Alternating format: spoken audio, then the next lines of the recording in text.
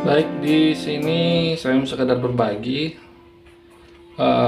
untuk di siaran berlangganan di IndiHome ya. Itu sebenarnya ada banyak fitur yang kadang kita nggak sadar atau nggak tahu fungsinya. Nah, ini saya akan coba sekedar berbagi ya. Kalau di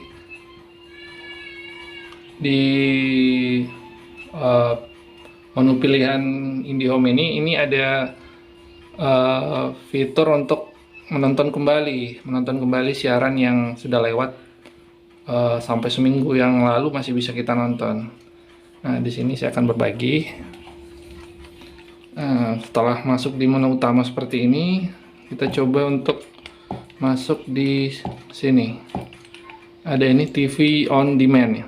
Nah, ya ini. Terus kita oke kan. Nah, nanti di sini akan muncul siaran. Jadi kita tinggal pilih siaran di channel mana yang kita akan nonton. Nah, contohnya kita masuk di sini nih, Trans 7 nih.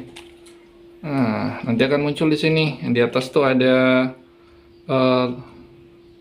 ada tanggal sama harinya. Nah, ini ada jam-jamnya.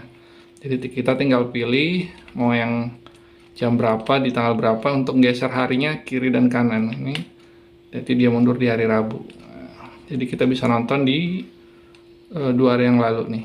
Nah, kita coba kita enter. Nah, itu dia siaran 2 hari yang lalu. Kita bisa nonton kembali.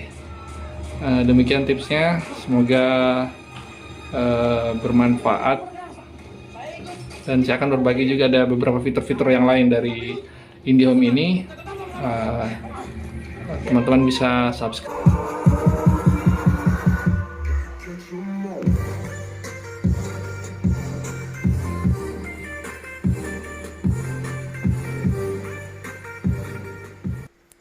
Baik, saya juga akan berbagi gimana cara untuk refleksi layar ya. Refleksi layar dari HP ke ini, ke TV ya. Jadi nggak perlu smart TV lagi.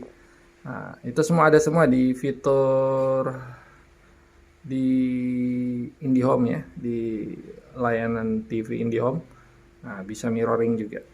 Jadi silakan like, subscribe, and share. Nah, komentar di bawah bila ingin uh, tutorial gimana caranya untuk mirroring ya dari HP ke TV-nya. Terima kasih.